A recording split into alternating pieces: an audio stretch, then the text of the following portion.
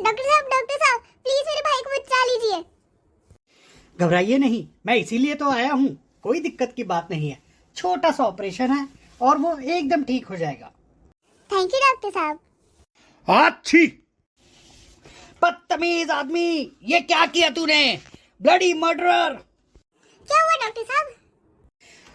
जी मैं जा रहा था ऑपरेशन करने और इस आदमी ने पीछे से छींक दिया। अब बताइए पेशेंट मरेगा कि नहीं मरेगा? मरेगा कि नहीं मरेगा बताइए।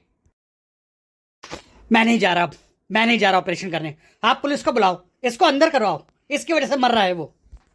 प्लीज डॉक्टर साहब मेरे भाई को बचा लीजिए, आप ही आखिरी उम्मीद है। अरे मैडम, मैं तो आया ही इसलिए हूँ। अभी पिछले हफ्ते मेरे दादाजी गुजर गए, तो भी मैं यहाँ आया हूँ अपनी ड्यूटी निभाने के लिए। ओह, सुन के बड़ा दुख हुआ डॉक्टर साहब। कैसे गुजरे आपके दादाजी वैसे? बस क्या बताऊं, नींद में थे और गुजर गए। अरे ये तो बहुत अच्छी मौत होती है ना। अरे मैडम, हम नींद में थे, वो तो बेचारे पानी पानी चिल्ला रहे थे।